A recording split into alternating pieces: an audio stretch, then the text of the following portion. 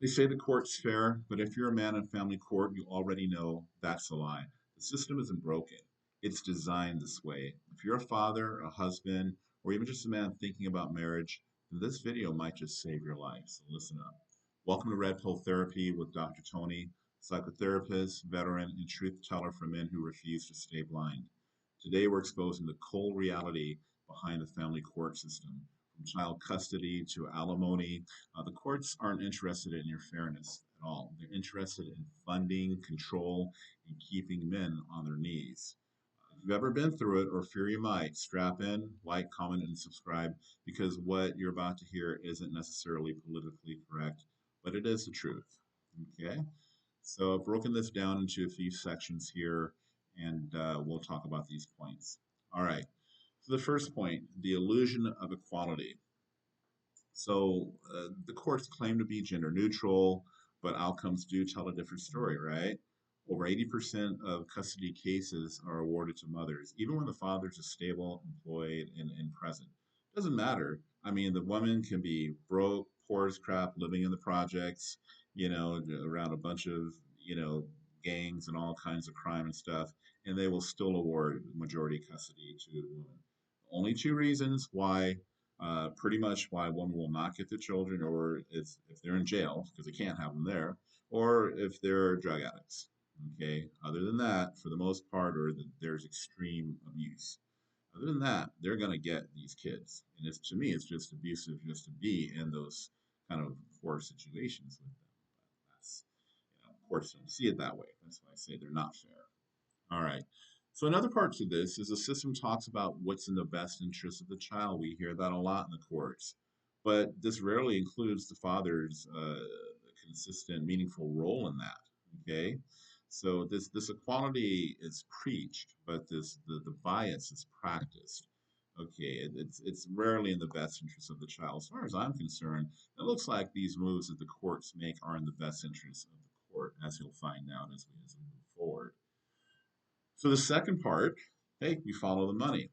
So the family courts, they profit from broken homes.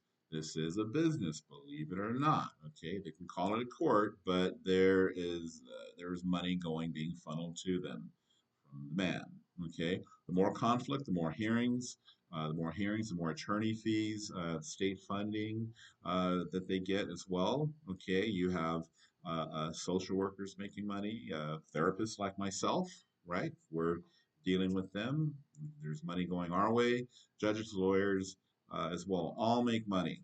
Okay, when the family breaks apart. Okay, so we need this underclass here for these people, these elites, these higher ups to live their lavish lifestyle. So there has to be this chaos, and unfortunately, chaos is a business. And that's just what it is. So the man is turned into a wallet, with a court order, basically. Okay, so the system is not about justice, it's really about revenue. Okay, so let's move on from that. The third section, I know I'm going through this kind of quick, but you guys can go back and read over these points and really try to internalize this and think about it as much as you can. So, this next point, okay, child support equals control. So child support isn't really based on the child's needs. It's based on income and punishment. Okay, miss a payment, they suspend your license, garnish your wages, even throw you in jail. Meanwhile, there's no oversight on how the money is spent, no receipts, no accountability. Okay, so the accountability is all put on the male. What's fair about that? The female, the woman, she can mother rather, she can spend the money on whatever she wants and on the child or not on the child. Like we're saying, no receipts, no proof is needed. But if that man slips up once for even a legitimate reason, he gets laid off or whatever, he's still got to pay up. So that's the bad part about that. I've seen, or we know many stories of guys being homeless, living in their cars, whatever, doing anything they can to try to make their child support. So um, this, in the end, it's not really child support. It's really just state enforced servitude, if you ask me. So, all right, so let's go on to the next point. So, false accusations in DV or domestic violence claims happens a lot. So, in divorce or custody battles, it's very common for there to be domestic violence claims that are used, false ones rather, that are used as strategic weapons. And the courts, the police, they're going to believe the woman. The women are often believed without evidence, and while men are guilty until proven innocent. And one thing with us men, we know even if we are proven innocent in the court of law, in the court of public opinion, we eternally stay guilty. You just look at the Me Too movement. It doesn't matter, how wild the accusations are, and there's no proof of it. The man, he's going to lose his job. If he was in a powerful position, he's out.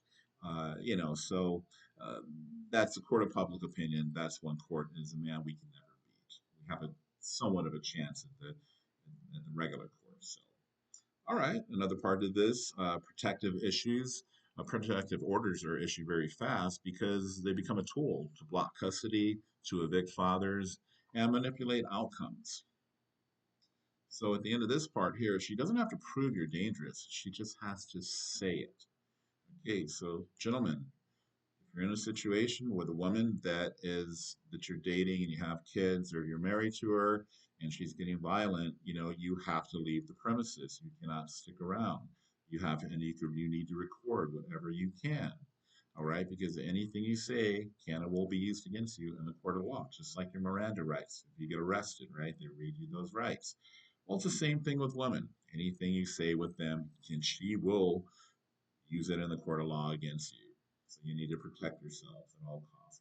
And furthermore, if you're dealing with a woman that's putting you through all this stuff, you shouldn't even be under the same roof. The second a woman starts to push you, harass you, try to physically harm you, emotionally abuse you, I don't care how hard it is to get out. You've got to get out, okay? Because it's just going to get worse. She's going to keep pressing your buttons, and she knows she's got the law. She's a deputy herself, and she can get the law behind her. Okay, so it's a lose lose. It's a situation or a losing situation if you stay. You win if you leave. All right. You guys want to work it out. So, okay, anyways, so let's look at this last part. Now, here's why most men stay silent. Well, because men don't want to talk, because they get ashamed, and they're broke and they feel broken inside. No man wants to admit to anyone that his wife is harming or hurting him in any kind of way. A lot of times the cops and the courts won't believe us, and our friends will laugh at us. We just suck it up, which we should be doing is leaving, but a lot of guys don't. They just stay. All right. Society says, okay, you should have picked better, be a man and pay up, right? All the accountability is going on the man, and that's not just from the woman's side, that's from the court side, that's from men's side and everyone else. Okay. So it doesn't matter how she picked. If she was with an abusive man, it's always still on the man. So just a few things to look at. And also, but the truth is, millions of men are destroyed silently by the same system every year. So it's not weakness to speak the truth. It's weakness to accept injustice silently. Okay. The whole thing is when many men who go through divorce, it's so horrible for a lot of guys. Again, I'm a licensed psychotherapist, so I see a lot of broken men come in my office that are contemplating divorce, going through divorce, or are divorced.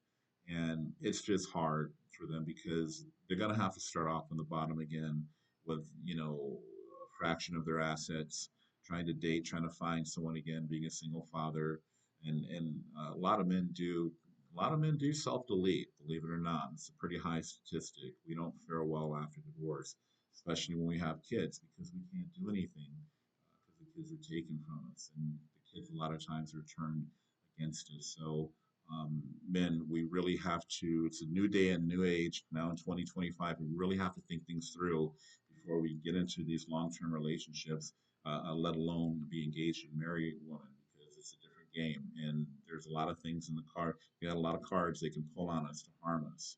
So I trust that you men, you live life on your own terms. Like, comment, and subscribe, and I'll see you in the next one.